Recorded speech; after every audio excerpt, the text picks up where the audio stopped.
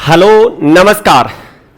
इस समय सेशन में उपस्थित सभी पितातुल्य किसानों और सभी युवा साथियों को मैं सहायक कृषि अधिकारी ग्यारसीलाल चौधरी आज के हमारे एक विशेष सेशन में आप सभी का तहे दिल से हार्दिक स्वागत और अभिनंदन करता हूं। सभी को मेरी ओर से राम राम। आज जैसे कि मेरे पीछे की ओर देख रहे होंगे, आपको दिखाई देगा कातरे का प्रकोप। जी हां, इस समय हम लोकल लैंग्वेज के रूप में जानते हैं, हमारी स्थानीय भाषा के रूप में हम कहते हैं कि साहब कातरे का प्रकोप हो गया, या कातरा जिसको कह सकते हैं जमीन से बाहर आ गया, फसलों को नुकसान पहुंचा रहा है। ये समय बड़ी चिंता की बात है। मौसम इसके लिए पूर्ण रूप से अनुकूल है। तो आज हम इसी विषय को लेकर के बात करेंगे। तो जो भी किसान भाई इस वीडियो को देख रहे हैं, अंत तक देखें, क्योंकि यह समस्या कहीं भी आ सकती है। तो समस्या से कैसे निजात पा सकते हैं, किस प्रकार से इसे नियंत्रित किया जा सकता है, क्या क्या ऐसे वो तरीके हैं जिनको लेकर के हमें ध्यान रखना चाहिए, जिनके माध्यम से हम इसे नियंत्रित कर सकते हैं। तो सबसे पहले तो सभी जो भी इस YouTube चैनल पर उपस्थित हैं, सभी वीडियो को सब्सक्राइब जरूर कर लें, और अगर वीडियो अच्छा लगे तो अपने साथियों को जरूर शेयर करें ताकि और भी किसान भाई इस वीडियो का लाभ उठा सकें। मैं इस विषय पर इसलिए चर्चा कर रहा हूं क्योंकि अभी अभी कई ऐसे जगहों पर हमने कातरे को नोटिस किया है और हमने किसानों को उसके लिए एक सजेस्ट, जो भी उचित दवा हो सकती है, भौतिक, यांत्रिक जो या बायोलॉजिकल जो मेथड्स हो सकते हैं, उनके बारे में हमने किसानों को सजेस्ट किया है। और हमारे सभी किसान भाई जो राय कृषि विभाग दे रहा है उसका पूर्ण रूप से पालन कर रहा है। ये बड़ी महत्वपूर्ण बात है। देखिएगा, हम बात करते हैं इस कातरे के प्रकोप की। कातरा, इसे इंग्लिश में रेड हैरी कैटरपिलर कहा जाता है। ये देखने में आपको कुछ देखेंगे तो शुरुआत में मैं आपको वैसे ही बताता हूं, लगभग एक पूर्ण रूप से परिपक्व अगर आप कातरा देखेंगे तो उसकी लंबाई आपको लगभग 4 से 6 सेंटीमीटर के आसपास दिखाई दे सकती है। जैसे जैसे ये मैच्योर होगा, इसके ऊपर आपको कुछ हेयर्स, बाल दिखाई देंगे, ये ध्यान रखना आपको। साथ में ही इसका रंग जो है वो कैसा होगा, रेडिश और ब्राउनिश, यानी कि कुछ लाल भूरे रंग का ये कीट आपको दिखाई देगा। ठीक है, या भूरा गुलाबी भी दिखाई दे सकता है, लेकिन इसके ऊपर की तरफ आपको कुछ लाल लाल रंग के कुछ हेयर्स दिखाई देंगे, ये ध्यान रखना। मैं अगर इसकी आपको इमेज दिखाऊं तो ये आप इसकी इमेज देख सकते हैं, कुछ इस प्रकार का आपको दिखाई देगा। ये पूर्ण मैच्योर स्टेज है इसकी। मैं बताऊंगा कि अभी क्या होता है। अब यहां हम इसकी कुछ स्ट्रक्चर को समझते हैं शुरू से। देखिएगा, इसको कातरा कहा जाता है वैसे तो, लेकिन अगर हम देखें तो इसे लाल बाल होने की वजह से हम इसे रेड हैरी कैटरपिलर कहते हैं। ठीक है, रेड हैरी कैटरपिलर कहा जाता है इसे। किताबी लैंग्वेज में कहें तो ये आपके लेपिडोप्टेरा गण का कीट है, एक लेपिडोप्टेरा गण का कीट है और आर्किटिडी फैमिली का सदस्य है, ये ध्यान रखना है आपको।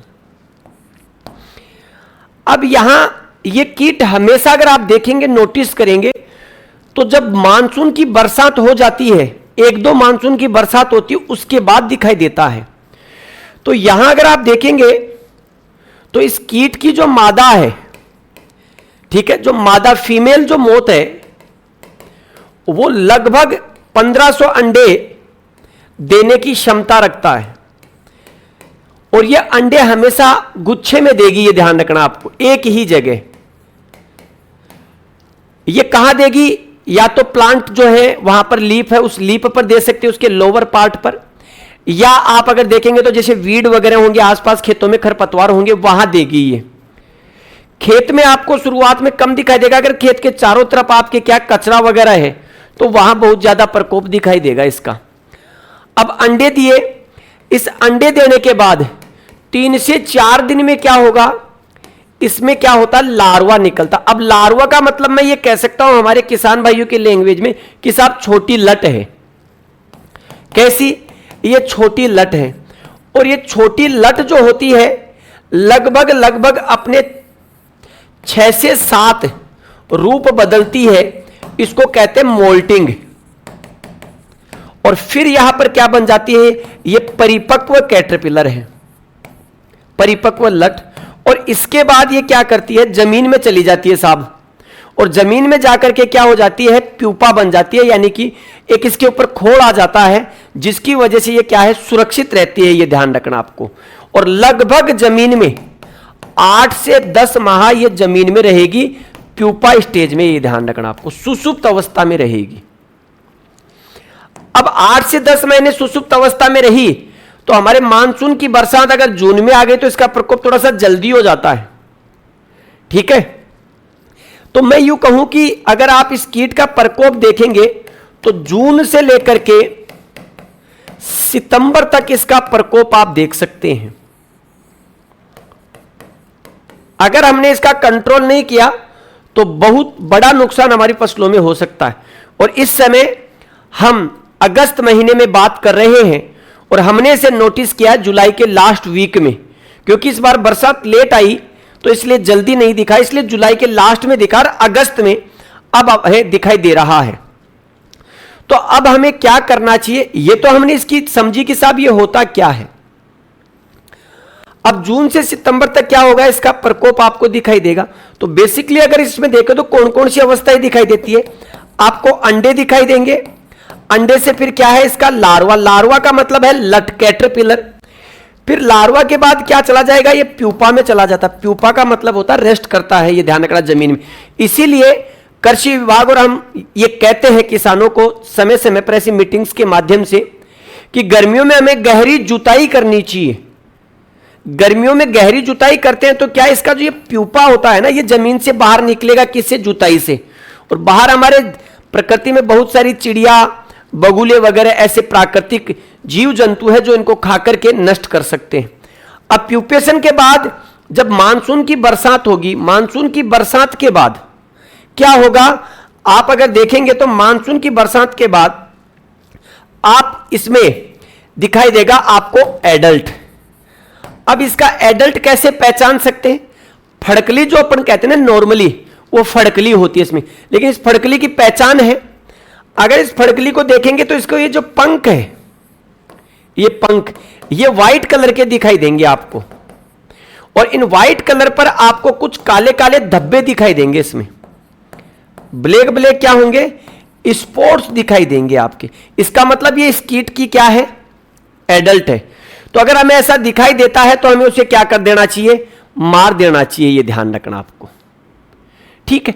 अब इसके बाद टोटली अगर देखा जाए तो आपके लगभग जून से सितंबर तक इसका प्रकोप, और 4 से 6 सप्ताह तक ये इसकी क्या है, नुकसान की मेजर जो स्टेज है इसकी 4 से 6 सप्ताह वाली ये रहती है। यानी कि मोटे रूप से अगर जुलाई में प्रकोप दिया तो जुलाई और अगस्त में दिखाई देगा, और अगस्त में दिखाई दिया तो अगस्त के पूरे महीने में आपको ये कीट दिखाई देगा, ये ध्यान रखना आपको।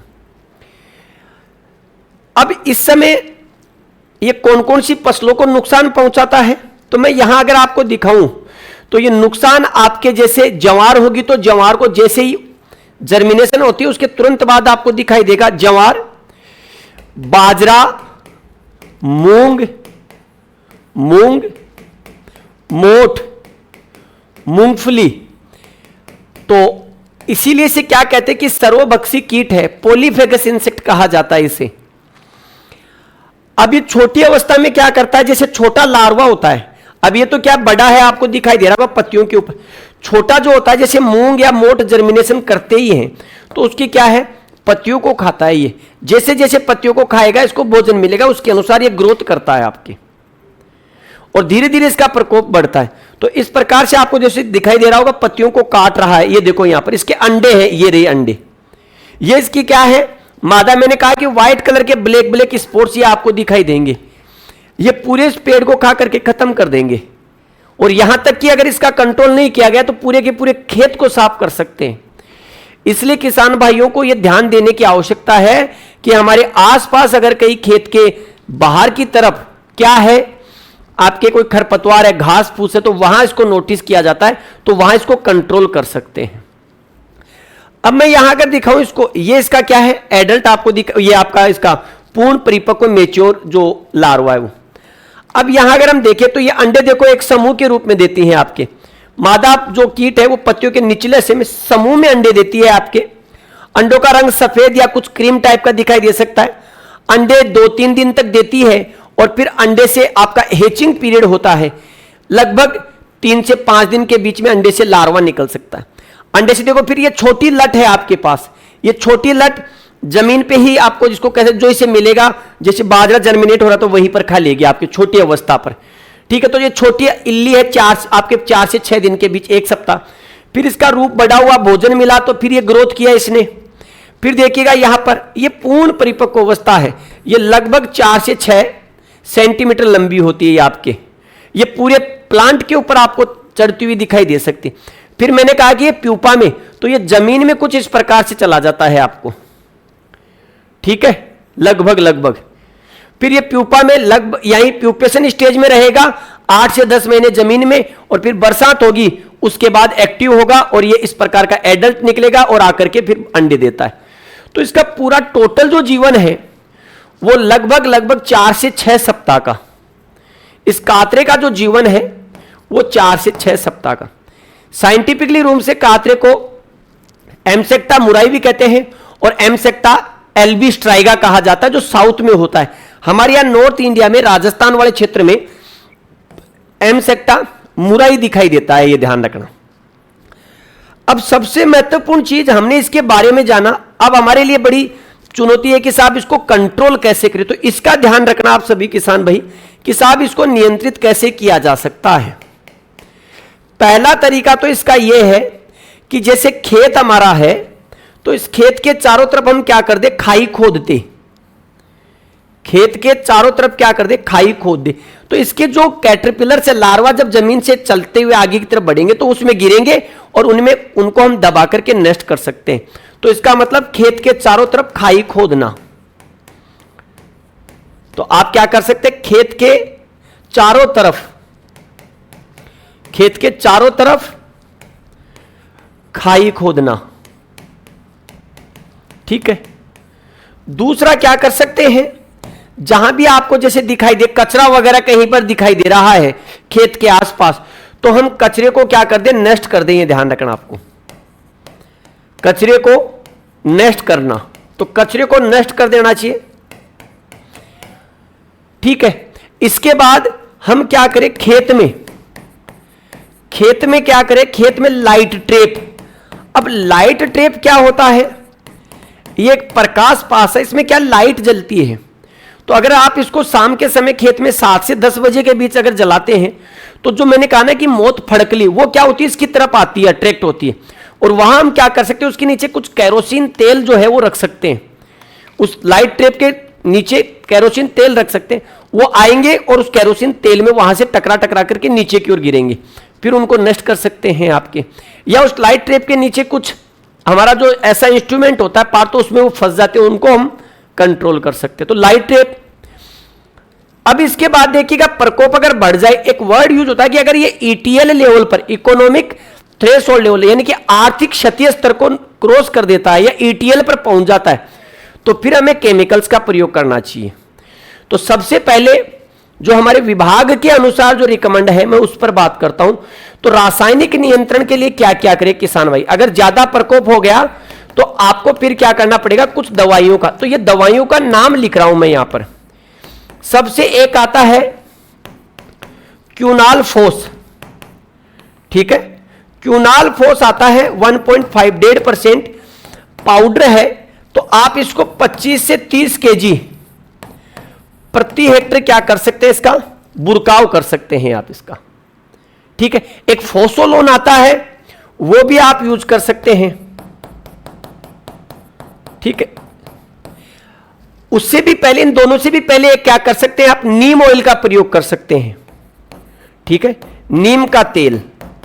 और ये नीम का तेल कितना, 5 ml प्रति लीटर पानी में मिलाकर के इसका छिड़काव किया जाए तो आपको निश्चित रूप से फायदा मिलेगा। क्यूनालफोस डस्ट आप 25 से 30 केजी यूज कर सकते हैं। फेसोलोन जो है वो यूज कर सकते हैं। मेलाथियान, अगर आप देखें तो आप मेलाथियान जो पाउडर आता है 5% का, वो यूज कर सकते हैं। मेलाथियान 5%, 30 केजी प्रति हेक्टेयर। अब देखो कुछ लोग ये कह सकते हैं साहब 5% का मतलब क्या है कि इसमें 5% ही वो पार्ट है जो वास्तविक रूप से रेस्पॉन्सिबल है, तो हल्का ही है, छोटी अवस्था में कंट्रोल हो जाता है, तो 5% सफिशिएंट। आप क्या कर सकते हैं, लिक्विड फॉर्म में एंडोसल्फान यूज कर सकते हैं। लिक्विड में अगर देखें तो आप एंडोसल्फान, ठीक है, आप एंडोसल्फान यूज कर सकते हैं। इमल्सिफाइबल कंसंट्रेशन के रूप में आपको दिखाई देता है 35 सीसी, ठीक है, तो आप इस 35 ईसी का प्रयोग कर सकते हैं। लगभग अगर हम देखें तो आपके 1.5 लीटर, ये 1.5 लीटर आप क्या कर सकते हैं, इसको 1000 लीटर पानी में डाल करके इसका प्रयोग कर सकते हैं, ये ध्यान रखना आपको, ठीक है। तो मैं यूं कहूं तो आप ये मान के चलिएगा कि लगभग 1.5 से 2 ml प्रति लीटर मान लो चाहिए आप, ठीक है, 1.5 से 2 लीटर इसका प्रयोग आप कर सकते हैं। एक आप लोगों ने दवाई सुनी होगी इमामेक्टिन बेंजोइट, ठीक है, तो इमामेक्टिन बेंजोइट जो है उसका भी प्रयोग कर सकते हैं 5G के रूप में, आपके जो 5SG का जो आपके दिखाई देता है, तो आप इमामेक्टिन बेंजोइट का प्रयोग कर सकते हैं। इमामेक्टिन बेंजोइट, तो आप इसका प्रयोग कर सकते हैं, इमामेक्टिन बेंजोइट का प्रयोग कर सकते हैं। लैम्डा साइक्लोथ्रीन थोड़ी सी अपग्रेड, मतलब कि थोड़ा सा ज्यादा टॉक्सिक है, तो इसकी आवश्यकता नहीं है वैसे, लेकिन फिर भी अगर कोई ज्यादा हो तो जैसे कहीं बाहर खेत के बाहर हो तो आप यूज कर सकते हैं। लैम्डा साइक्लोथ्रीन जो है उसका यूज आप कर सकते हैं। इंडोक्सोकार्ब 14.5% SC के रूप में आता है, सोल्यूबल कंसंट्रेशन, ठीक है, इंडोक्साकार्ब, तो इंडोक्साकार्ब जो है उसका भी आप क्या कर सकते हैं, सोल्यूबल कंसंट्रेशन, इसका भी आप प्रयोग कर सकते हैं, ये ध्यान रखना है आपको, ठीक है, 1 ml पर लीटर के हिसाब से। बेसिकली जो लिक्विड वाली जो दवाइयां हैं उनको आप 1 ml से 2 ml प्रति लीटर पानी में डाल करके यूज कर सकते हैं। तो इस समय जो प्रकोप चल रहा है कातरे का, उसका हमें सावधानी पूर्वक रसायनों का या कुछ जो भौतिक विधियां मैंने बताई उनका प्रयोग करके हम इन्हें नियंत्रित कर सकते हैं। बाजार में आसानी से दवाइयां मिल जाती हैं, आपका चाहे क्यूनालफोस डस्ट हो, मेलाथियान डस्ट हो, या एंडोसल्फान लिक्विड हो, या इमामेक्टिन बेंजोइट हो, या इंडोक्साकार्ब हो, या लैम्डा साइक्लोथ्रीन हो, ये सब हमें बाजार में मिल जाती है, तो इनके माध्यम से आप कंट्रोल कर सकते हैं। फिर भी अगर किसी किसान भाई को और कोई समस्या हो तो इसी कमेंट बॉक्स में आप कमेंट करके मुझे बता दीजिएगा कि आपकी क्या समस्या है खेत में या कुछ और भी, तो हम उसको लेकर के भी आपके साथ चर्चा करते रहेंगे। वीडियो कैसा लगा ये जरूर बताइएगा। वीडियो अच्छा लगे तो हमारे सभी साथी किसानों तक इसे जरूर शेयर कीजिएगा। तो एक बार पुनः आप सभी प्यारे जो भी इस समय यूट्यूब पर जुड़े हुए हैं पितातुल्य किसान भाई और सभी युवा साथियों को मैं सहायक कृषि अधिकारी ज्ञासीलाल चौधरी की ओर से एक बार पुनः आप सभी को मेरी ओर से राम राम, जय हिंद, जय भारत, बेस्ट ऑफ लक।